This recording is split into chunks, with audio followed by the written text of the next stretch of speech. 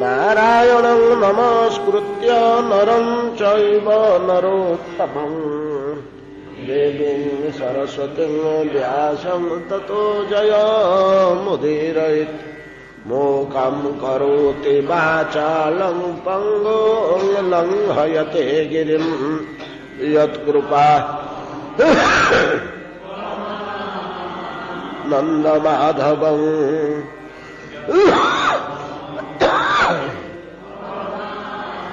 नन्दमाधवं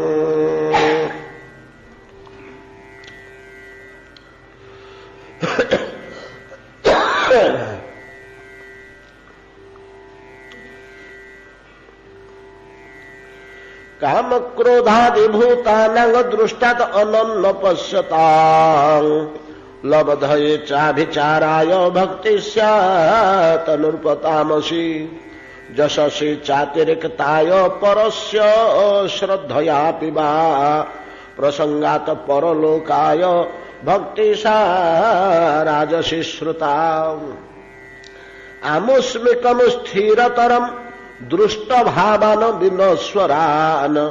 पश्यताश्रम वर्णोक्तान् धर्मान् नैव जिहासता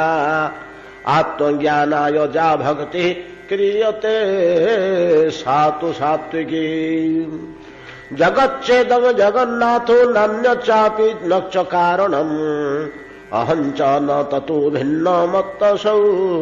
न पृथक् स्थितः ज्ञानं बहिरुपाधीन प्रेमोत्कर्षाय भाजनम् दुर्लभा भक्तिरीतेषां हि मुक्तये द्वैतसज्ञता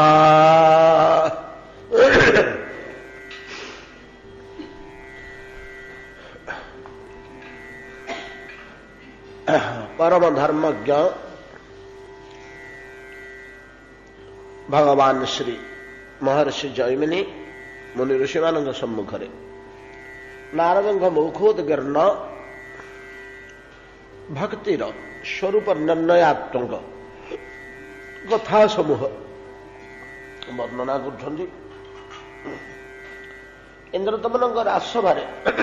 नारद भक्तिर स्वरूप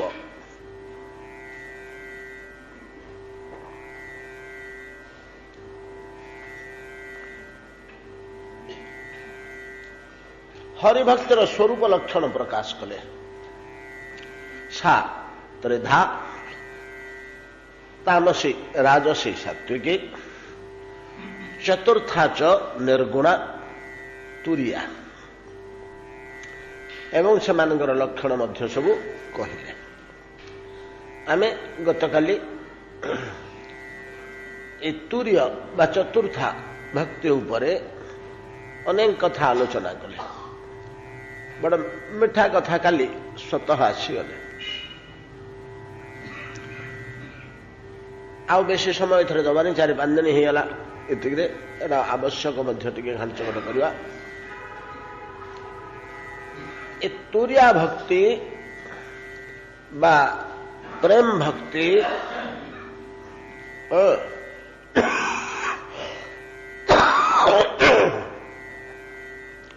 मनुष्यर पंचम पुरुषार्थ बोली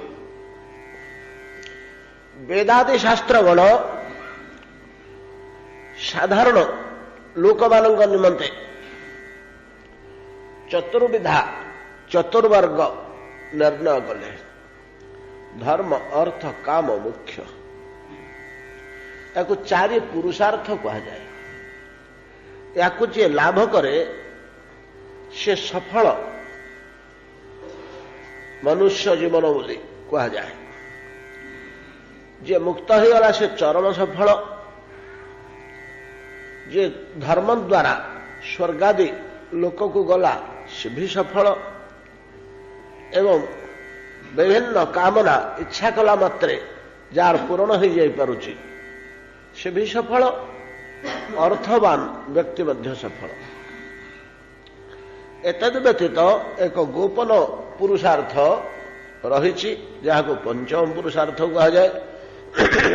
ताहा सर्वसाधारण पाई प्रयोज्य नुहे बोली और शास्त्र प्रकाश कर नथिले ଅତି ଉଚ୍ଚ କୋଟିର ମୁନି ଋଷିମାନେ ତାର ମୂଲ୍ୟ ବୁଝନ୍ତି। ସମାଜରେ ସେ କଥାକୁ କହିଲେ କାଳେ ସମାଜର ବୁଦ୍ଧିବୃତ୍ତି ଦୂଷିତ ହେବ ବୋଲି ମୁନି ଋଷିମାନେ ତାକୁ ପ୍ରକାଶ କରିଥାନ୍ତି।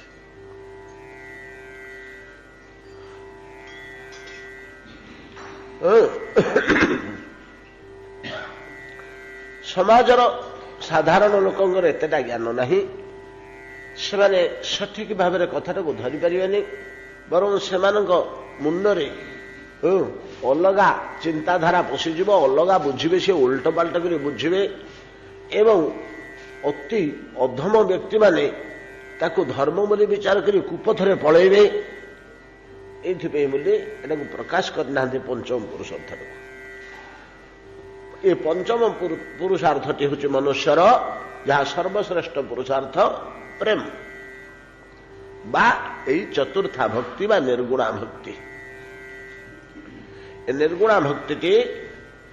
ଶୁଦ୍ଧ ରୂପ ଧାରଣ କରି ସିଦ୍ଧି ଲାଭ ହେଲେ ତା ନାଁ ହେଉଛି ପ୍ରେମ। ଅନେକ ଥର ଆମେ ଆଲୋଚନା କରିଛେ ପ୍ରେମ ଶବ୍ଦ କେବଳ ଭଗବାନଙ୍କୁ ଭଲ ପାଇବା, ଅନ୍ୟ କାହାକୁ ଭଲ ପାଇବାକୁ ପ୍ରେମ କୁହାଯାଏ ନା।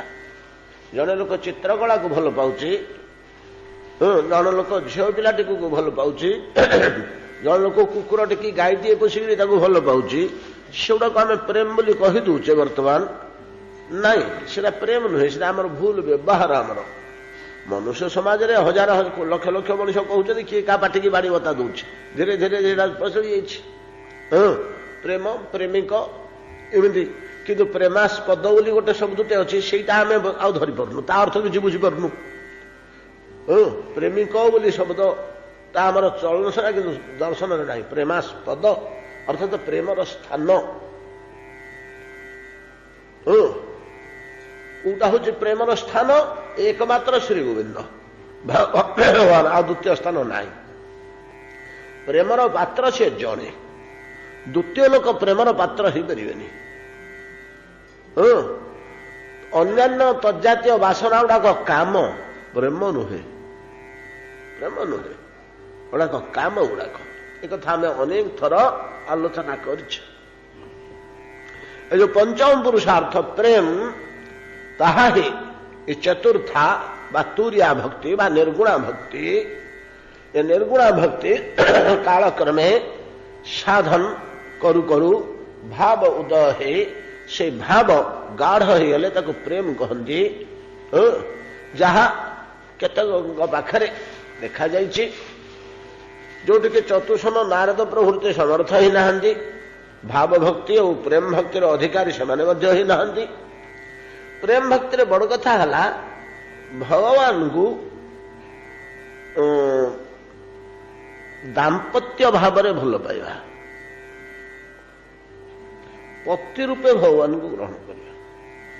ଏଇ ଗୋଟାକ ହଉଛି ପତି ରୂପେ। ମାନେ ପତି, ଆମେ ଯେମିତି ପତି ପତ୍ନୀ ସଂସାରରେ ଚଳୁଛେ, ଭଗବାନ ସେଥିରେ ସେମିତି ଚଳିବ? ନାଇଁ ନାଇଁ, ସେମିତି ଚଳିବା କଥା କୁହନି। ଏଠି ଯୋଉ ଆବେଗଟା ଅଛି, ଯୋଉ ବନ୍ଧନଟା ଅଛି, ଯୋଉ ହାର୍ଦ୍ଦିକତା ଅଛି, ଯୋଉ ତ୍ୟାଗ ଭାଗ ଅଛି ପରସ୍ପର ପ୍ରତି, ଶୁଦ୍ଧ ଦମ୍ପତିଟିଏ,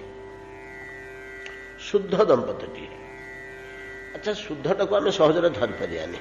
କାହିଁକିନା ଉପାୟ ନବବିବାହିତ ଦମ୍ପତିଟି ଏଇ 4 ଦିନ 8 ଦିନ ହେଲା, ସେତିକିବେଳେ ସେମାନଙ୍କ ଭାବଟା ଶୁଦ୍ଧ ଥାଏ। ଧୀରେ ଧୀରେ ଧୀରେ ଧୀରେ କାମ ତ, ଏ କାମ କଳୁଷତାଟା ଯେତେବେଳେ ଟିକେ ଆବେଗ କମି ଆସେ ହୃଦୟରୁ, ସେତେବେଳେ ଧୀରେ ଧୀରେ ପରସ୍ପରର ଦୋଷ ବାଛିବାକୁ ହୁଏ।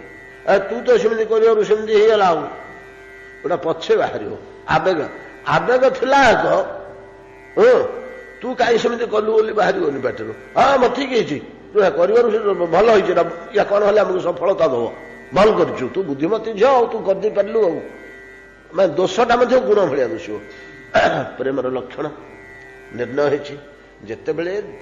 ପ୍ରିୟତମର ଦୋଷଟା ବା ପ୍ରିୟାର ଦୋଷଟା ଗୁଣ ଭଳିଆ ଅନୁଭବ ହବ, ତାକୁ ପ୍ରେମ କୁହାଯାଏ। ଭୁଲ କାମଟେ କଲେ ମଧ୍ୟ ତାକୁ ଭଲ ଲାଗିବ। ପ୍ରେମ ବଡ଼ ବିଚିତ୍ର ଜିନିଷ, ସେଟାକୁ ଆମେ କଣ କଳ୍ପନା କରିବା। ଏଇ ଭାବଟି ଭଗବାନଙ୍କ ପ୍ରତି ଆରୋପ କରିବା କଥା କୁହାଯାଉଛି। ये संबंधटा नुह ये भाव नवदाम्पत्यर जो आकुल आवेगमय परस्पर प्रति समर्पण भाव ये ताकू ता पाखरे समर्पण कर देछि से ताकू ता पाखरे समर्पण कर देछि निजर स्वार्थर गंध नहीं अन्य को सुखी करने परस्पर प्रचंड चेष्टा ये जो भावटा ए भावटा भगवान के प्रति करी हरिभजन करने को भाव भजन करने को प्रेम कहे आउ संसार द्वितीय बाट सेमती नथिबारु मुनि ऋषि मैंने यहीटा कहने को बाध्य होइछन्ति नारद तांकर भक्ति सूत्र रे स्पष्ट भाव में कहते प्रेमेव गोपरामाणाम काम इत्यगमत प्रथा प्रथा अर्थात तले प्रथा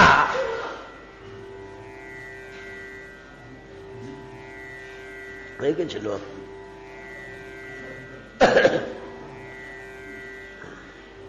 अरे का ऊपर पड़ला कि का ऊपर पड़ला किसी क्षति हाँ हाँ किए करुच्ची नहीं नहीं कुछ हाँ हाँ कुछ छाड़ दे आड़ मन जाओ प्रेमेव गोपरामाणम काम इत्यगमत प्रथा प्रथा माने लोक प्रथा अनुसारे कहवाक हूँ कहीं लोके बुझेनि लोक भाषा मर्त्य लोक मर्त्य बुद्धि से मर्त्य भाषा मर्त्य ढंगरे मर्त्य भाव कहवाक बाध्य होचु आमे आउ बाट नहीं तेणु मर्त्य चरम आकुल आवेग चरम आत्मसमर्पण भाव चरम स्वार्थ त्याग चरम अन्य को सुखी करिवार प्रचेष्टा नव दाम्पत्य किछिटा थाए आ कोठी नाही आ कोठी हेले नाही नव दाम्पत्य अल्प दिन नव दाम्पत्य थाए आ शुद्ध दाम्पत्य यदि कोठी थिबो सेमती राम सीतांग भलिया बोले अबा टिके किछि अंशरे थिले थिबो तेणु इत्यगमत प्रथा लोक प्रथा आम कहू बाध्य होचु बोले दाम्पत्य शब्दटा प्रयोग करने बाध्य होचु आ कौ भाषा कहबू नित्य भाषा कहले कौन तुम बुझब कि बैखरी नुह बैखरी भाषा आम कहले जाए तुम बुझ तेणु तुम भाषा तुम कहू आम बाध्य होचु तुमर जो चलनी अच्छी समाज से भाषा आम कहू बाध्य होचु नहले से राइटा नुह यही भलिया केवल भगवान छड़ा अन्य कौटे प्रेम शब्दटा संभव नुहे प्रयोग है ना प्रयोज्य नुहे से चतुर्था बा निर्गुणा भक्ति कालक्रमे एथरे रूपांतरित है से पंचम पुरुष को मुनि ऋषि मैंने लुचेकी रखिछन्ति लुचेकी रखिछन्ति चारि पुरुषार्थ कथा कहले जो धर्म अर्थ काम मुख्य कर कौन से ऋषि साहस कलानी ना प्रेम कर काले पशिजो मुंडरे उल्टा बुद्धि अरे प्रेम करो बोले कि शास्त्र कहते यह प्रेम करो सीधा धर्म अच्छा प्रेम एमती दाम्पत्य एमती गोटे जिनिस जे मनीष छड़ा कहार नीति नियम ना सेटा आम ये आलोचना बड़ गहीर जिनिस ये छोटिया जिनिस नुहे केवल मनुष्य ऋषि मैंने बसिकी केते गुड़े नियम गढ़ी ना दाम्पत्यर पशुपक्षी अच्छी नियम पशुपक्षी नियम अच्छी कि पशुपक्षी नियम नहीं से स्वेच्छाचार कहार किसी क्षेत्र जाति कि आपत्ति करार नहीं गुड़िए पक्षी अच्छा कपूत कि गुड़िए पशु अच्छा गोरु प्रभृति कि गुड़िए बराह अच्छा कि गुड़िए मांकड़ अच्छा से जहाँ सहित जी मिलमिशी पारा कौन से आपत्ति नहीं अभियोग किए कार कर नैसर्गिक मनीष जाति हाणकाट आरंभ होला बोली या धरी कड़ाकड़ी नियम मुनि ऋषि मैंने खोजिले गोटे जिनस ताकू मनीष समाज में छाड़देले अज्ञानी अंध मैंने तो दुष्कर्म मातिजे। श्रीमद भगवत गीता स्पष्ट भाव में भगवान कहले न बुद्धि भेद जनयत अज्ञान कर्म संज्ञा जो जयत सर्वकर्माणी विद्वान युक्त समाचार। जे तुम एमती कथा कहना जो कथा कहले समाज रे अज्ञान लोक मानकर बुद्धि भेद हो बुद्धि नष्ट हो भ्रष्ट हो ठीक बुझीपारे से प्रेमटा को लुचेक रखिले से कहूना चार्टा पुरुषार्थ बोली कहते जी योग्य हम तार से पंचम पुरुषार्थ विषय जान हो जे से योग्य हम से तार से पाइब से शास्त्र मान रही जो चतुर्थ वस्तु तुरिया भक्ति बा निर्गुणा भक्ति एटार लक्षण कौन आम थरे अधे आलोचना करें थरे अधे नहीं 100 थर आलोचना करचे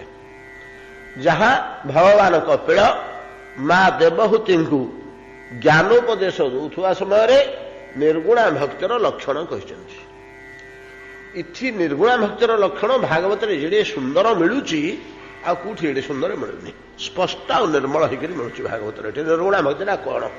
कौन कहले माँ देवहूति की कपिल भगवान कहले माँ शुण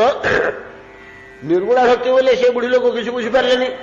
निर्गुणा निर्गुणा कौन से जानवे एगुड़ाक भक्ति बोला कौन जानवे भक्ति बोले कहे भगवान को भल पाया निर्गुणा कहले से किसी बुझीपार ना निर्गुणा भक्ति से मत कथा श्रुति मात्रेण नहीं कि मन पड़ा तो श्लोकटा 1000 थर कहुई मत कथा श्रुति मात्रेण मयि सर्वगुहाशये मनो बुद्धि रविच्छिन्ना यथा गंगाम्भसाम्बुध लक्षण भक्तियोगस्य निर्गुणस्य उदाहृत 3 पादरे गोटे श्लोक लक्षण भक्तियोगस्य निर्गुणस्य निर्गुण भक्तियोगर एटा हूँ लक्षण गो माँ एटा हूँ लक्षण कौन ना बसला कि खाऊला कि उठुला कि शोला कि कौन करुला मत कथा पड़गला कान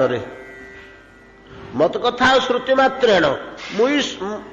मई सर्वगुहाशय मु तो समस्त हृदय अच्छी ता हृदय अच्छी जमी मो कथा ता कान पड़गला ता हृदय भितर थिबा मु प्रति से भाया आकृष्ट हो पड़ा जे सबू भूलीगला तो तार मन बुद्धि ए संसार को पूरा छाड़ी देकरी उठी जाकरी लगला मो पाखे बांधी गला कि भाया ना यथा गंगा भसाम बुधु गंगार प्रवाह जमी टिके हेले प्रतिहत न हो निरंतर समुद्र आड़ को दौड़ुची गंगा धार भाया मन बुद्धि दौड़ला मो आड़ को किमिति दौड़ला ना अविच्छिन्न अप्रतिहत भाव में मुहूर्तक रही जानी मन पूरा पशिगला मो भितर तो गीता मध्य से कथाटी कहले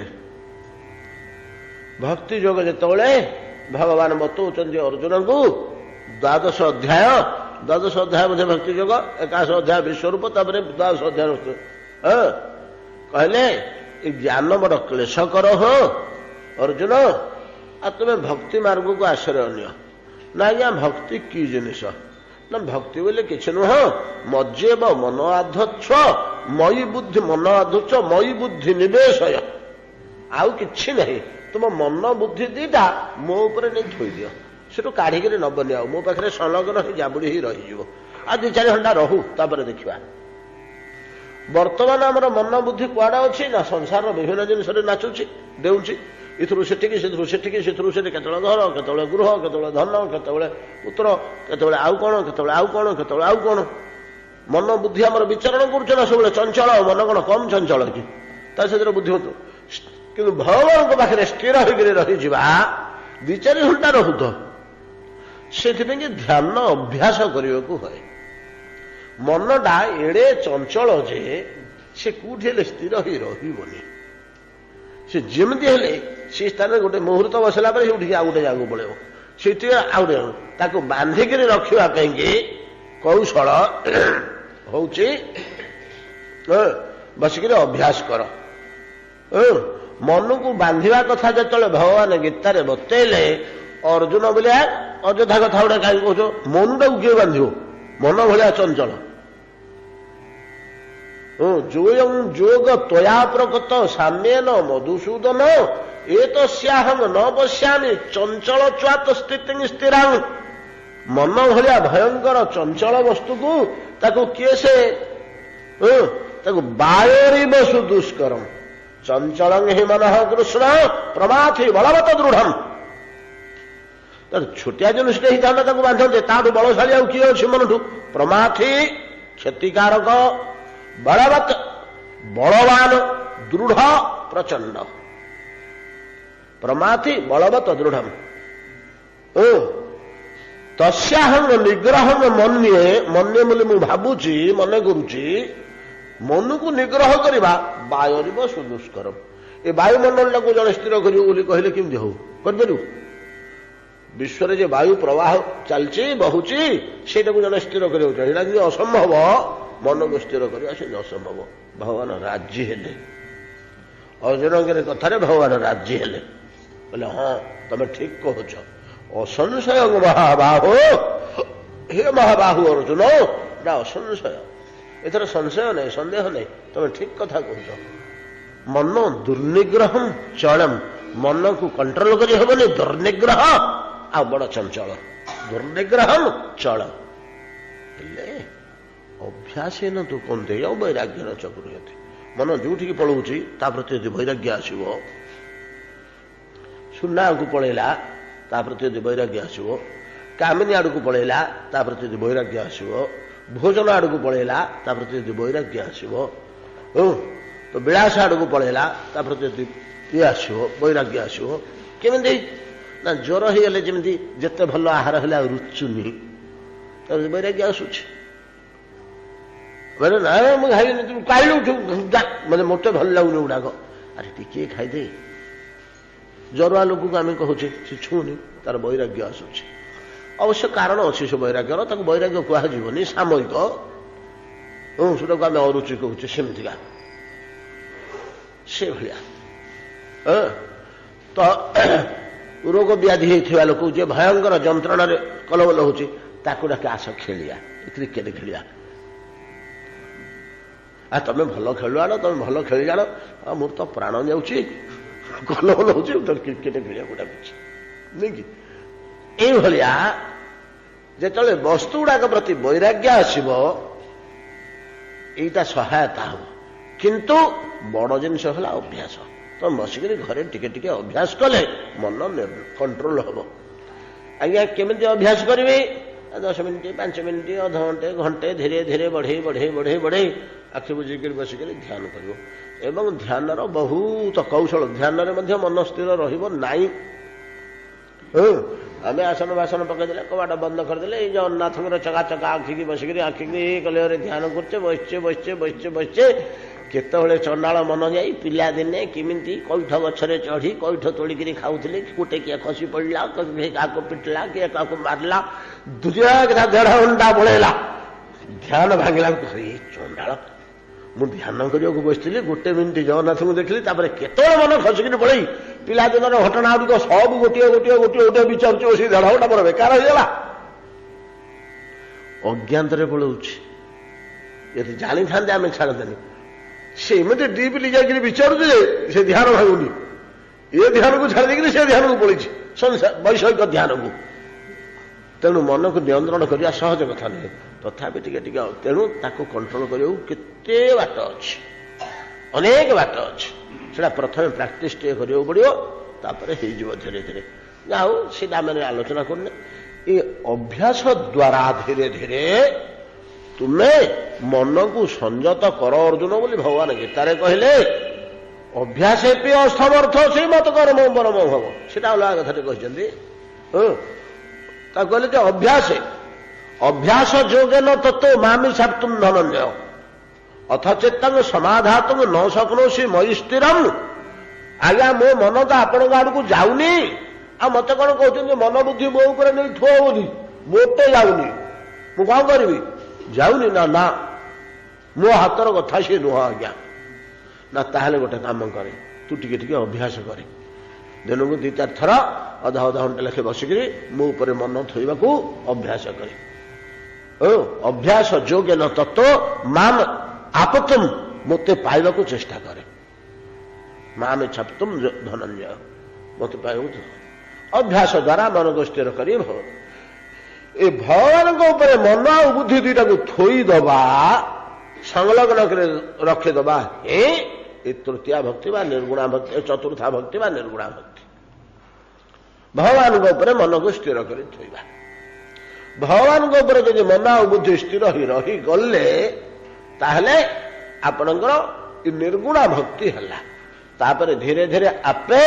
भावजात हबो तापे कि गोटे कौशल कराई भगवान ऊपर मन को स्थिर कर थोइबा तो कष्ट होची सुविधाटा कौन ना भगवान मीठा मीठा लीला कथा श्रवण ये लीला कथा गुड़ाक एमती स्वाद जे कान को शुणा बड़ आनंददायक जे मनटा से बांधी भगवान पाखे कथा मध्यम बांधी रहा कुआड़े जीवनी है सीठू कौन है सीठू कौन है ना मार्कंड तो जाई पढ़ला देखिले गोटे उज्जवल आलोक बाहर बट गछ दिहर ये पतर टे कौन छन छन तापर पिलाटे शोची गोड़ा हाथ हल जो सुंदर खेलुची आखि आगे दुषीजीव सेगुड़ाक ये वर्णना गुड़ाक ये जे शुणुला बेले सब आखि आगे दुषीजीव प्रलय जल दुषीजीव तार बटवृक्ष दुषीजीव तापर बालमुकुंद दुषीजीवे अल मनटा रहा सीठे मनटा सीठे रहा तो मीठा मीठा कथा मध्यम मन को बांधिक रखिबार भगवान पाखे तेणु भगवत कथा श्रवण निर्गुणा भक्ति अति शीघ्र है आउ थे एड़े सुविधार हेनी ध्यान ध्यान एत सुविधार हेनी कहीं कथाटा तो मीठा मनटा तो बांधिक रही एतादृश चतुर्था भक्ति तुरिया भक्तिर लक्षण कहले कैसे नारद दुर्लभा भक्ति रेशा ही मुक्त ये द्वैत संज्ञता এটা दुर्लभा मुक्ति हो ए दुर्लभा भक्ति ताकू सहजरे मिले ना श्रीमद भागवत सुदुर्लभा कहुई ना सुदुर्लभा क्लेशघ्नि मोक्षदा क्लेशघ्नि सुखदा मोक्ष लघुता करूतु मोक्षटा तुच्छ हो मोक्षटा बड़ लगे क्लेशघ्नि सुभदा मोक्ष लघुता कृतु सुदुर्लभा ता ना सुदुर्लभा बहु स्थान में सुदुर्लभा बोली कहुई चतुर्था भक्ति की चतुर्था भक्ति ही सुदुर्लभा हरिभक्ति तो ज्ञानत सुलभा मुक्ति भुक्ति भुक्ति कहले भोग विलास भुक्ति जोगत कर्मत सेयं साधन साहस्री हरिभक्ति सुदुर्लभा हरिभक्ति किंतु दुर्लभ ये चतुर्था भक्ति कही सारा नारद तापर कौन कहते आम बहुत दिन ये बीतीगला सात्विक्या ब्रह्मण स्थान राजस्या शक्रलोकता प्रयांति भुक्त्वा भोगान ही तामस्या पितृलोकता। अच्छा जड़े लोक भक्ति जाजन कला देह त्याग कला से कौटिक जीव मृत्यु पर आ गोटे माँ पेट को जीव ना कौटिक जीव नाई ये जो सात्विकी राजसी तामसी 3 प्रकार भक्तिर साधन करुले 3 प्रकार लोक एमाने देह त्याग कला परे अन्य माँ पेट को जाती ये शुणिले आपण मैंने आश्चर्य हे एमाने सब ऊर्ध्व ऊर्ध्व लोक को जाती ऊर्ध्व ऊर्ध्व जो मैंने सात्विक भक्ति आचरण करुथांती से ब्रह्मलोक पर्यंत पढ़ाती इटी ब्रह्मलोक बोली कहले आमे महलोक ठू ब्रह्मलोक बंद बुझा सब गुड़ाक किए तपलोक किए जनलोक किए ब्रह्मलोक एगुड़ा सब गुड़ाक ब्रह्मलोक बोली बुझा जो मैंने राजसी भक्तिर उपासना करुथांती करी करी जीवन बीतीगला मृत्यु होला परे देह त्याग करी सेमाने जाकरी स्वर्गरे इंद्रंग सह अमृत भोजन पूर्वक परम आनंद कालयापन कले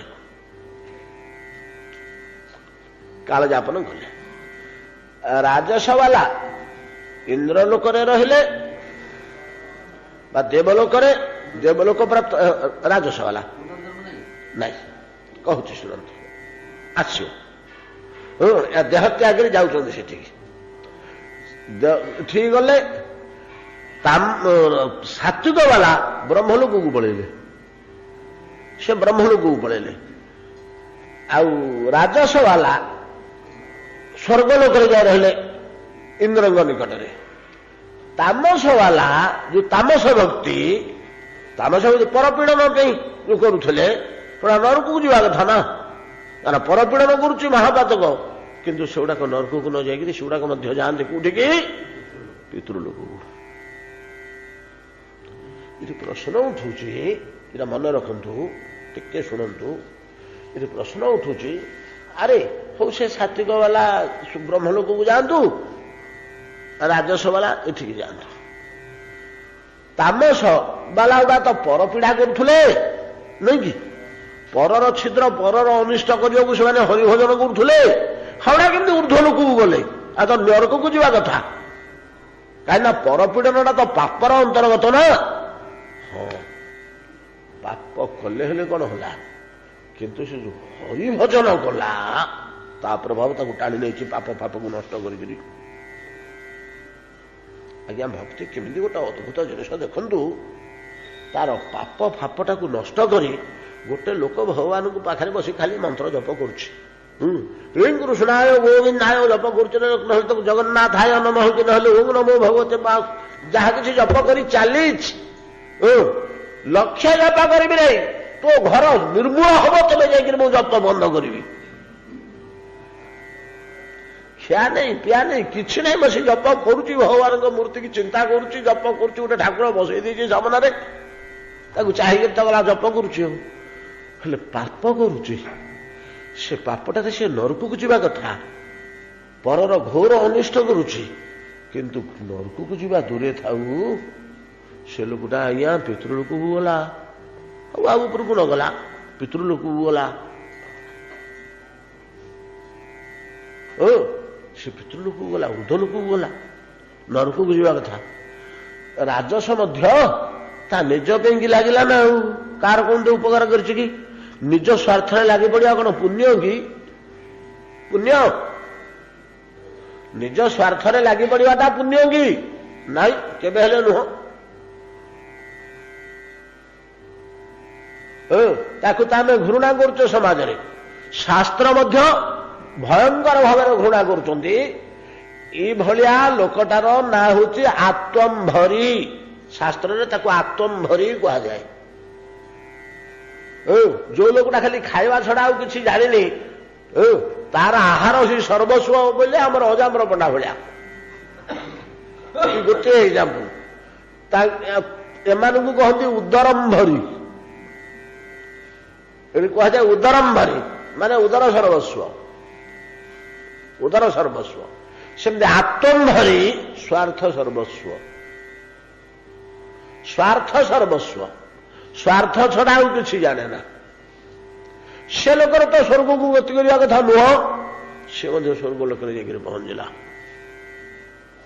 ଆତ୍ମମ୍ଭରୀ ଲୋକଟା ସ୍ୱର୍ଗରେ ପହଞ୍ଚିଲା ପରପୀଡ଼ନ କରିବା ଲୋକଟା ମହାପାପ ପାପାୟ ପରପୀଡ଼ନେ ନାଇଁ କି ସିଏ ପିତୃଲୋକରେ ଯାଇକରି ପହଞ୍ଚିଲା ଉର୍ଦ୍ଧ୍ୱଗତି ପାଇଲା ସେମାନଙ୍କର ଏଠି ମଧ୍ୟ ପୁନର୍ଜନ୍ମ ହେଲାନି ଉର୍ଦ୍ଧ୍ୱକୁ ପଳେଇଲେ ଆଉ ଯିଏ ସାତ୍ବିକ ଭାବରେ ହରିଭଜନ କରୁଥିଲା ସିଏ ପଳେଇଲା କୋଉଠିକି ବ୍ରହ୍ମଲୋକକୁ ପଳେଇଲା ବ୍ରହ୍ମଲୋକକୁ ପଳେଇଲା କି ବ୍ରହ୍ମା ଚତୁଷନ ଭୃଗୁ ଅଙ୍ଗିରା ସେମାନଙ୍କ ପାଖରେ ବସିଲା ସେମାନେ ଖୁସି ଆସ ବସ ଆରେ ତମର ସେ ବଖରାକ ତମକୁ ଦିଆହେଲା ଏଇଟା ଆଟାଚ ଲେଟ୍ରିନ୍ ଫେଟ୍ରିନ୍ ଅଛି ପ୍ରତିଦିନ ଏଇଠୁ ଗୋଟିଏ ପାରସ ନେଇଯିବ ଖାଇ ପିଇକିରି ସେଠି ତମେ ରହ ବ୍ରହ୍ମଲୋକରେ ତାଙ୍କର ବ୍ୟବସ୍ଥା ତା ପାଇଁ ହେଇଗଲା ସେମାନଙ୍କ ସହିତ ସେ ସମୟ ବିତେଇଲା ବ୍ରହ୍ମଣା ସହ ମୁଦତେ ବ୍ରହ୍ମାଙ୍କ ସହିତ ତାଙ୍କର ଆନନ୍ଦ ହସ ଖୁସି ଚାଳ ଚଳ ବସା ଉଠା କଥା ବସା ହେଲା ଏତେ ଉଚ୍ଚସ୍ତରକୁ ପଳେଇଲା ଏମାନେ କେମିତି ଗଲେ ଏ କର୍ମ ଗୁଡାକରେ ବିଶେଷ କରି ରାଜସ ତାମସ ତ ମୋଟେ ଯିବା କଥା ନୁହଁ ହରି ଉପାସନା हरि उपासनाटा काम देखौछि एठी पापकर्म कले मध्य हरि उपासना आज्ञा कम कथा कहना स्कंद पुराण मु तो मध्य जान नी स्कंद पुराण एतिकी माल मसला अच्छी बोली पढ़ी कि पढ़ला डिटेल जाऊच ना बुझी बुझीकि खोली खोली पढ़ी पढ़ू ना कौन ये तो अद्भुत पुराण अद्भुत कथा स्कंद पुराण अद्भुत पुराण सब पुराण कमी आम देखिले विश्लेषण कले भर जिन बाहर अच्छा ये जिनिसटा आम भागवत पूर्व निर्णय कर आपण मैंने जानी केते थर कहुई जो युधिष्ठिर राष्ट्र यज्ञ शिशुपाल मुंडटा काटिदेबार ता आत्माटा जा कृष्ण देहरे पशिगला युधिष्ठिर चमकी पड़े ई नारद को पचारि बोले गोसाईटा केमती है दमघोष सुतद्वेषी आरभ्य कलभाषणात संप्रति अमरसी गोविंदे दंतवक्रश्च दुर्मति ये जन्म है दिन कृष्ण गाली दौची भगवान को निंदा करुच्ची ईश्वर निंदा ठू बोलिक बड़ पाप आउ कि ना गुरु निंदा ईश्वर निंदा वेद निंदा ये तीनटा तू बड़ी बड़ पाप आउ कि ना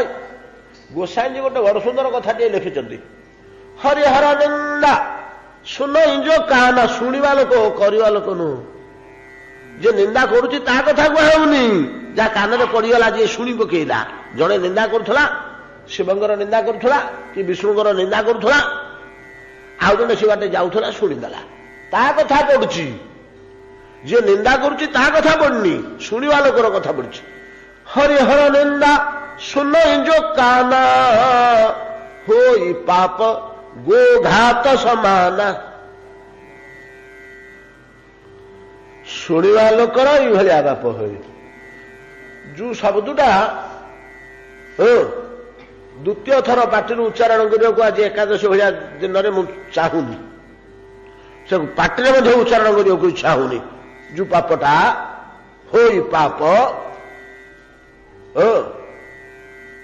तो से पापटा शुणा लोकर है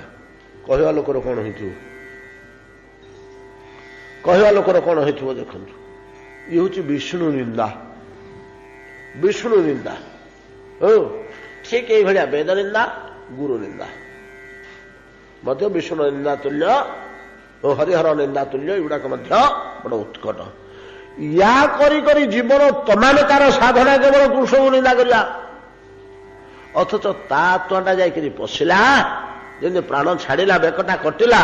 आत्मा पुरुष तार ज्योति आत्मा ज्योति आसी सीधा कृष्ण भितर मिलगला आम कोटि कोटि लोक देखुचे सब मुनि ऋषि गुड़ाक समस्ते दिव्य द्रष्टा हरे गोसाई महाप्रभु तुम्हें मैंने मल्ले तुम आत्मा जीवटी कृष्ण साथी मिशब एटा सीधा सड़क ईश्वर साजुज्य पाइला ब्रह्म साजुज्य ईश्वर साजुज्य दि प्रकार अच्छी एटा ईश्वर साजुज्य बड़ बलिष्ठ मुक्ति ईश्वर साजुज्य साजुज्य मुक्ति बड़ बलिष्ठ मुक्ति पाइला किमिति पाइला ना आहे युधिष्ठिर नारद बतेले निंदा करुला जे निंदा करके इड़े हिंसा करुला सी जे सब खाली कृष्ण को विचारुला मुह दुषी जाऊला कथा शुणी जाऊला चाली जन अरे कृष्ण स्मरण में रोला सब तार कृष्ण श्रुति रोला जो सबुतक पाप तार पड़ी से सब साजुज्य पाइला निंदा करी सिद्धांत शुणुंट सेमती केमती हम आज्ञा ना सेमती तो होमती हम बोले किए देखुन प्राक्टिकाली ना कौन प्राक्टिकाली हूँ ना भयात कंस कामात गोप्य से सब विचार काम आवेगे कृष्ण सुंदर मुह दूषी जाऊँगी हस हस माधुरी दूषी जाऊँगी कुंचु कुंचिया केश दूषी जाऊँगी मनोहर मुखमंडल दूषी जाऊँगी प्रसारित बाहु दूषी जाऊँगी सब स्मरण में रहिले कृष्ण कामात गोप्य भयात कंस स्नेहात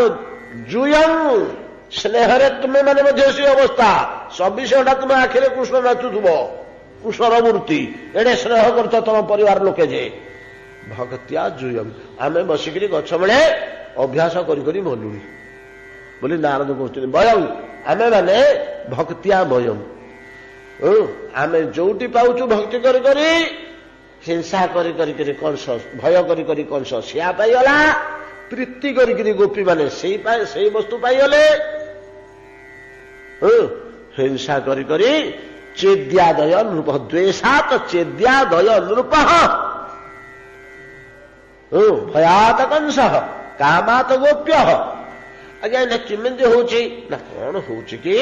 ଭୟାତ ଦ୍ୱେଷାତ କାମାତ କ୍ରୋଧାତ ଯଥା ଭକ୍ତି ଈଶ୍ୱରେ ମନଃ ତଦଘମ ହିତ୍ୱା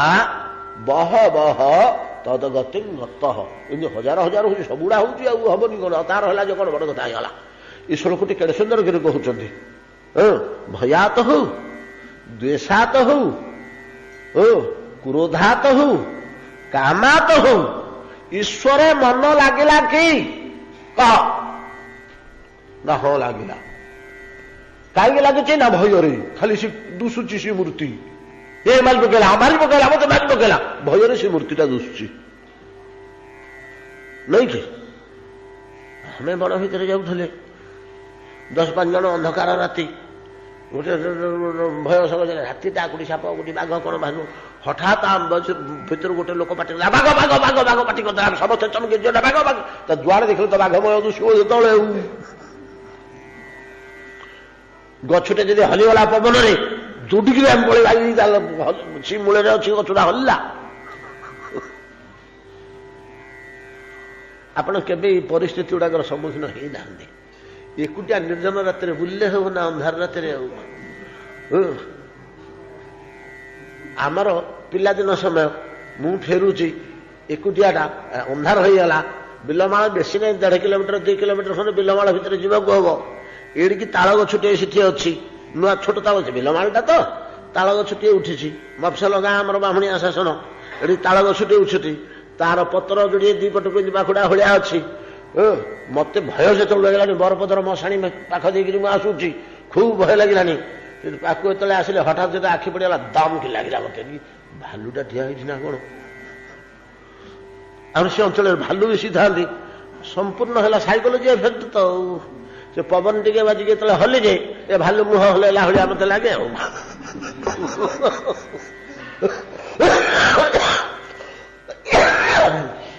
ମନ ସଂଯୋଗ ହେଇଯାଉଛି ଭଲ୍ଲୁକ ମୂର୍ତ୍ତି ସହ। ଭଲ୍ଲୁକ ମୂର୍ତ୍ତି ସହ ମନ ସଂଯୋଗ ହବାରୁ ଶୂନ୍ୟରେ ମଧ୍ୟ ଦୁଷିବ। ଇଏ ତ ଗୋଟେ ଆଶ୍ରୟ ଅଛି ତାଳ ଗଛଟା। ସେମିତିକା ଭୟରେ ଯେମିତି ହଉଛି, ସେମିତି କ୍ରୋଧରେ କାମରେ ସେମିତି ହଏ। ଗାଢ ପ୍ରୀତିଭାବ ଥିଲେ ଗୋଟେ ପୁରୁଷ ବା ରମଣୀ, ତାକୁ ତାରି ମୁହଁ ସବୁବେଳେ ଦୁଷୁଥିବ, ଦୂରରୁ ଗୋଟେ ଲୋକ ଆସୁଥିଲେ ତାରି ମୁହଁ ଭଳିଆ ଦୁଷିବ ତାକୁ। ସେ ଚାହିଁବ ଚାହିଁବ ଚାହିଁବ ଝରକାଟେ ବୋଲି, ପାଖକୁ ଆସିଲା ପରେ ବୋଲେ ନାଇଁ ସେ ନୁହଁ, ପାଖକୁ ଆସିଲା ପରେ ତାରି ମୁହଁ ଭଳିଆ ଦୁଷୁଥିବ। ଏଟା ସାଇକୋଲୋଜି ଏଫେକ୍ଟ ବୋଲି ଆମେ କହୁଛେ, ଏଟା ମନ ସଂଯୋଗ। ଠିକ ସେଇଭଳି ଯଦି ଭଗବାନଙ୍କୁ ଭୟ କଲା, ଭଗବାନଙ୍କୁ ହିଂସା କଲା, ଭଗବାନଙ୍କୁ କ୍ରୋଧ କଲା, ମନୁଟା ଭଗବାନଙ୍କ ସାଥିରେ ଲାଗିକି ରହିଲା, ଗଲା। ମନୁଟା ଭଗବାନଙ୍କ ସାଥିରେ ଲାଗେ କେତେବେଳେ? ଆମେ ପ୍ରାୟ ଚତୁର୍ଥା ଭକ୍ତିର କଥା ଆଲୋଚନା କଲେ, ମନ ବୁଦ୍ଧି ଅବିଚ୍ଛିନ୍ନ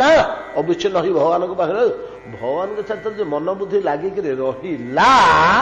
ୟାର ଯେତେକ ପାପ ହେଲା ସବୁ ପାପ ଗୁଡା ପୋଡ଼ି ଯାଉଛି ପୋଡ଼ି ଯାଉଛି ପୋଡ଼ି ଯାଉଛି। କାହିଁକିନା ମନ ବୁଦ୍ଧି ଭଗବାନଙ୍କୁ ସ୍ପର୍ଶ କରି ଅଛି ବୋଲି ପାପ ଗୁଡା ନଷ୍ଟ ହେଇଯାଉଛି। ପାପ ଗୁଡା ପୋଡ଼ିଯିବା ଫଳରେ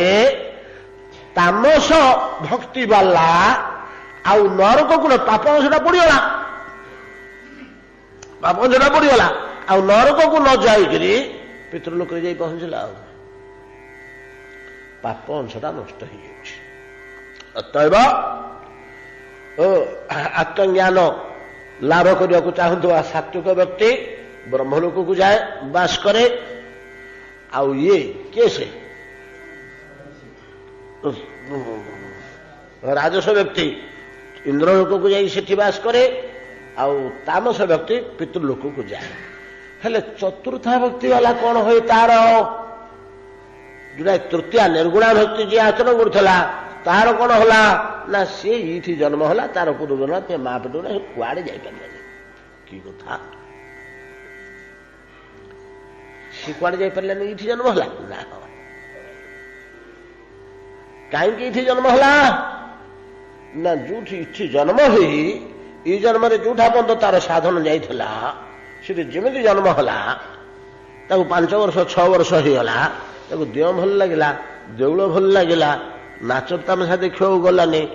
କଣ୍ଢେଇ ଦେଖିଲେ କୃଷ୍ଣଙ୍କ କଣ୍ଢେଇଟି କିଣିବ, ଜଗନ୍ନାଥଙ୍କ କଣ୍ଢେଇଟି କିଣିବ, ଗଣେଶଙ୍କ କଣ୍ଢେଇଟି କିଣିବ, ତାକୁ ଖବା ଢବା ଗୁଡାକ କିଛି ଭଲ ଲାଗିବନି। ଅନ୍ୟାନ୍ୟ ଏଭଳି ଗୋଟେ ବିଚିତ୍ର ସବୁ ଆଜିକାଲି କରୁନାହାନ୍ତି, କାର୍ଟୁନ ମାଟୁନ ଭଳିଆ ଉଡ଼େ, ସେଗୁଡ଼ା ତାକୁ ରୁଚିବନି। ଭଜନ ଶୁଣିବାକୁ ଭଲ ଲାଗିବ, ଠାକୁରଙ୍କ ନାଁ ଭଲ ଲାଗିବ, ବୁଢୀ ମା ପାଖରେ ବସିକିରି ଭାଗବତ କାନେଇକିରି ଶୁଣିବ। ହରେ କଣ ବୁଝୁଛୁ ବୋଲେ ଯାହା ଚାହିଁବ, କିଛି ବୁଝୁନି ସେ, କିନ୍ତୁ ରୁଚିଟା ସିଆଡ଼କୁ। 10 ବର୍ଷ ଯେମିତି ହେଇଯିବ, 10 ରୁ 12 ତା ଭିତରେ ବାହାରିବ ଭଗବାନଙ୍କ ପ୍ରତି ଆକୁଳ ଆବେଗ। ସେଠୁ ପୂଜା ଟିକେ କରିବ, ଗୀତା ଟିକେ ପଢିବ, ତିଳକ ଟିକେ କରିବ, ଆଉ ଗୋଡ଼ ହାତ ଧୋଇବ 5 ଥର ଦିନକୁ। କଣ ଖାଇଲେ କହିବ ନାଇଁ ମୁଁ ଏଗୁଡ଼ା ଖାଇବିନି। ଏମିତି ନାନା ପ୍ରକାର ଗୁଣ ତା ଭରିବ। 15-16 ବର୍ଷ ଯେମିତି ହେଇଯିବ, ତତ୍ର ତଂ ବୁଦ୍ଧି ସଂଯୋଗମ୍, ଯେତେବେଳେ ତାର ପୁରୁଷତ୍ୱ ପ୍ରକାଶ ପାଇଯିବ ଦେହରେ, ବୋଲେ ନିଶ ଉଠିବ, 14-15 ହେଇଯିବ, ସେଇ ପର୍ଯ୍ୟନ୍ତ ଏଇଟା ରହିବ, ପ୍ରକାଶ ପୂର୍ବ ଦେହଟା ଆସିବନି। ତତ୍ର ତଂ ବୁଦ୍ଧି ସଂଯୋଗମ୍ ଲଭତେ ପୌରୁପଦେହିକମ୍, ପୂର୍ବ ଜନ୍ମରେ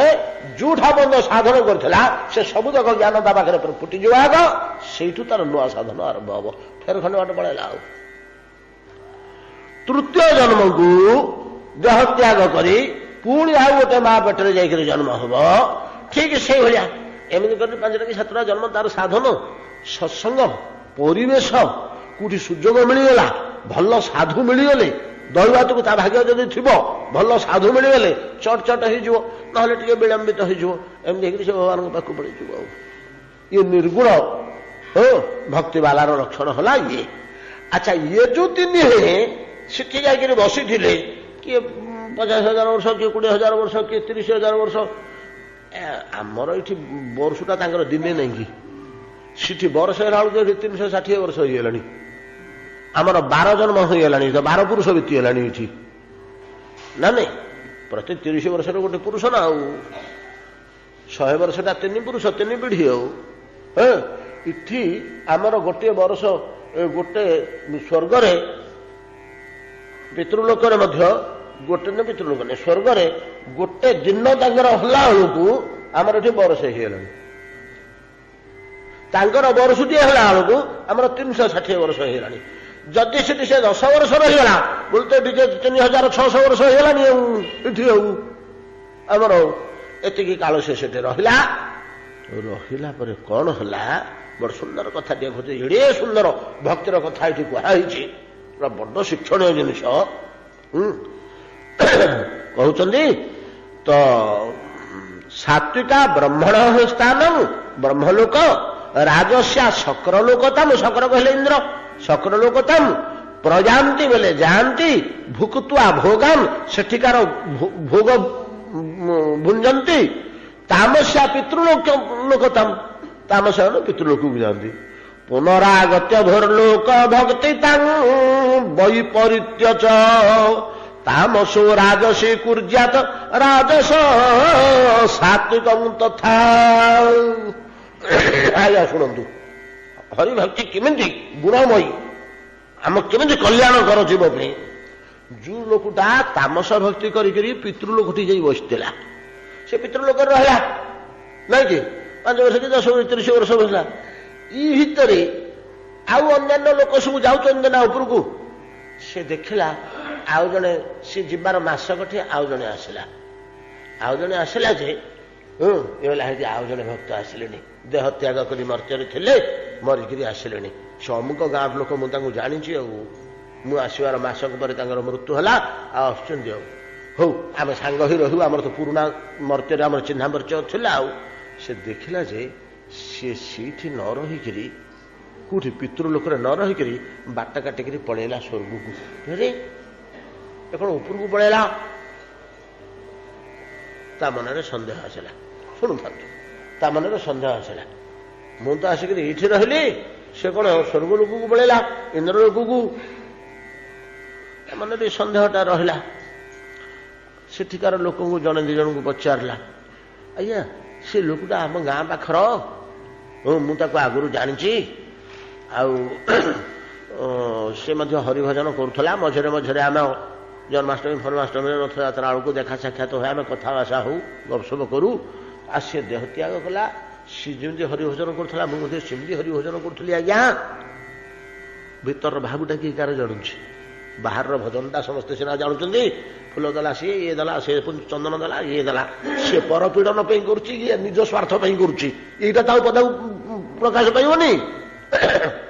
आया एकाठी भजन कलु सी उपरକୁ पलैला मुझे रही नाई हो तमे तामसी भजन आम सब करुले ये रहिले पितृलोक वाला बतई देवे सी राजसी भजन करुला आउ टे चढ़ा ऊपर आज्ञा राजसी भजन बोले तमें कौन पे भजन करुले ना या घर बुड़ू ता घर पड़ू नहीं कि ये करुले आज्ञा किंतु सी तापाई करुला सी करुला जे मोर संपत्ति हो मो पिले भल हूँ मो पु प्राइम मिनिस्टर हो जाऊ मो पिला क्लास मो नाती फास्ट हो आ समस्ते फेल हो जातु खाली ना समस्ते फेल जाऊँ कहले तामस हो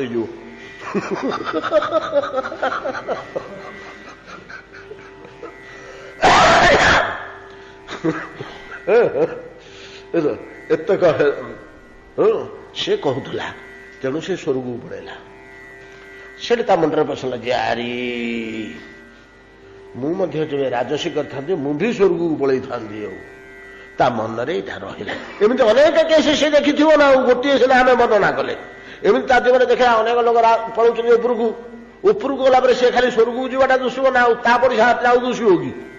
तापड़ी से दुष्ब सियाड़ को ब्रह्मलोक को जाटा दुष्बनी उपरको जाऊँच अनेक भक्त आउ कतक पाखे आसी रोच है तमें ये रहिल तमें कहीं से जाऊ के पड़े ना कौन है कि से उपरको गले मुझे ये रही ना मो भाया तुम तामसी भक्ति कर आम जब राजसी करते बोले उपरको पड़े था बड़ भूल है एथर चांस मिलले तो करी मो चांसटा गला उपरको पड़े था रहीगले आम कर्मक्षय पर जो से मर्त्य को आसब से भावना तार थी तामस वाला राजस कर राजस वाला सात्विक कर कौन बुझिपारे ये कथा सीठी अनुभूति ही गला तामस वाला पितृलोक को जाइला से अनुभव कला जे मुझे राजसी करता उपरको पड़े था राजस वाला स्वर्ग थिला सी तार अनुभूति होती मुझे सात्विक करता उपरको पड़े था सात्विक वाला ब्रह्मलोक करुला सी चिंता कर निर्गुण करता सात्विक न करी बोले पड़े था ब्रह्मांड भेद करपरको वैकुंठ को पड़े था वैकुंठ जाबे ब्रह्मलोक रही कालक्रमे ये सब लोक गुड़ा तो पुणी मर्त्य को आसो कहे क्षय होगा कर्म कर्म जमी क्षय होगा मर्त्य को आसला तार तो भावनाटा अच्छी जी तामसी थिला से बर्तमान द्वितीय थर जो मर्त्य को खसी आसला से राजस उपासना आरंभ कला जी राजस थिला स्वर्गलोक थिला से सात्विक उपासना आरंभ कला जी सात्विक थिला से निर्गुण को पड़ेगा अतएव गोटे लोक जदि अति निकृष्ट घृण्य तुच्छ कदर्य परपीड़नात्मक महापापमय तामसी भक्तिर उपासना करिथाए तार थरकू राजसी तार थरकू सात्विकी तार थरकू निर्गुण तार थरकू प्रेम बाटरे पाद देले उपरको चलला हूँ पछे तामसी केड़े उपकारी जाने जाऊँ टाणिक उपरको कथाटा बुझीपारे ना नहीं कथाटा बुझीपारे कि नहीं भक्तिटा कि जिनिस स्कंदपुराण भक्तर ये गत्य कथाटा को जमी भाषा कही आउ शास्त्र अन्य कौटी दुशुनी भाया आमर जहा आखि की आसी इमती कौटी एत निर्मल भाव एत सुंदर भाव कौटी वर्णना है तो सात्विका ब्रह्मण स्थान राजस्या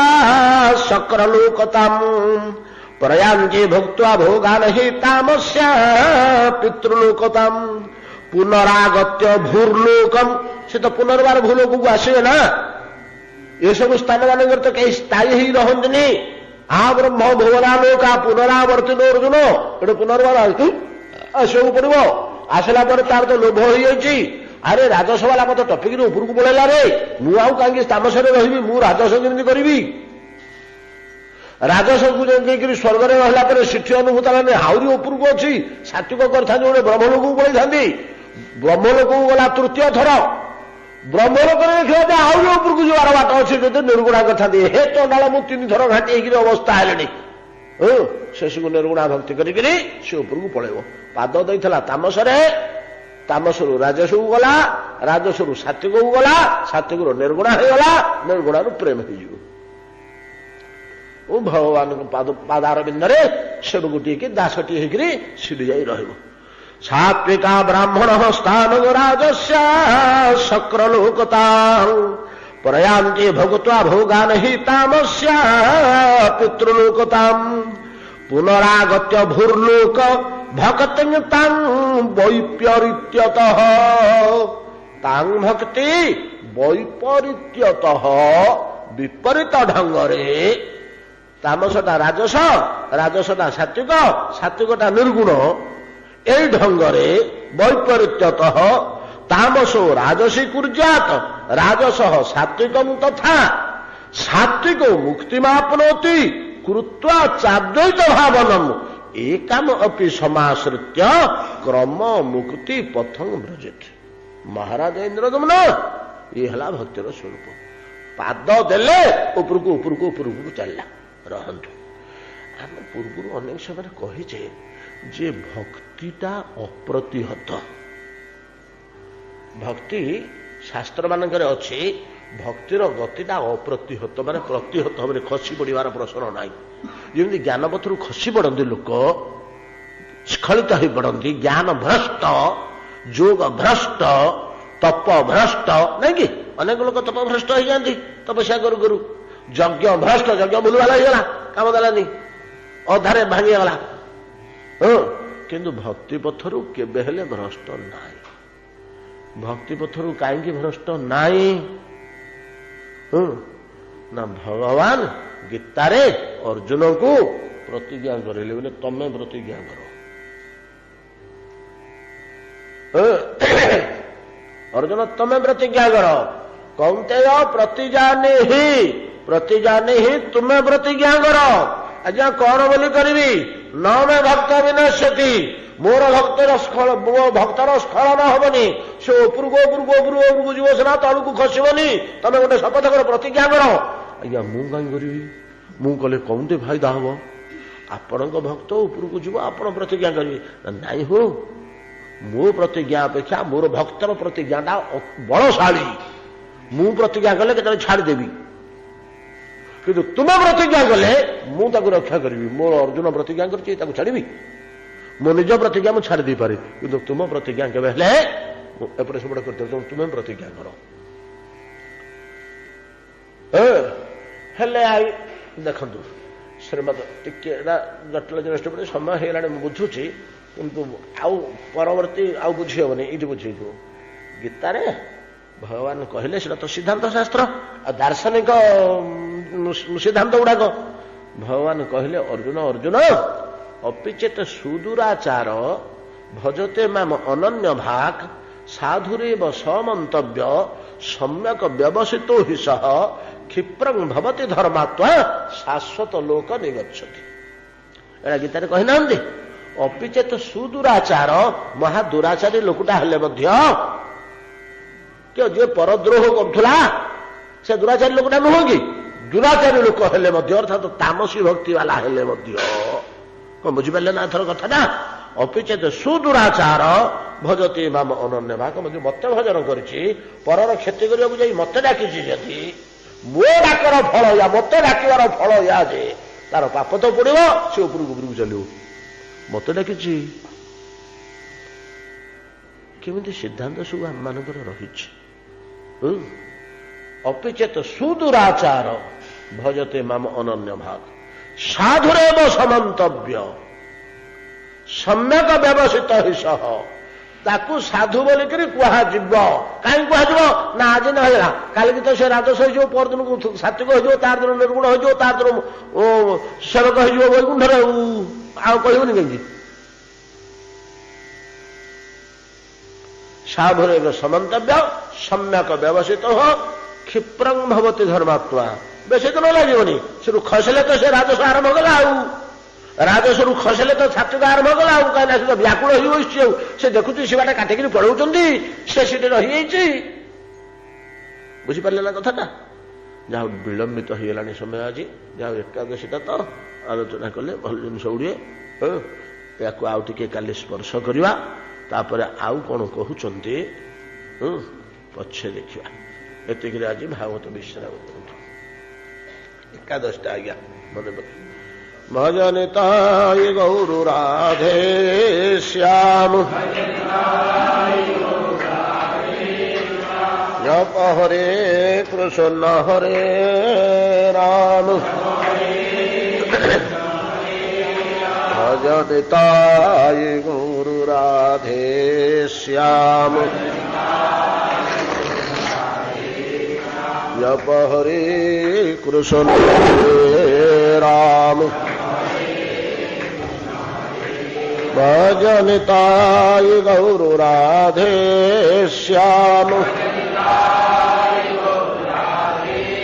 जप हरे कृष्ण हरे राम जप हरे कृष्ण हरे राम जप हरे कृष्ण हरे राम जप हरे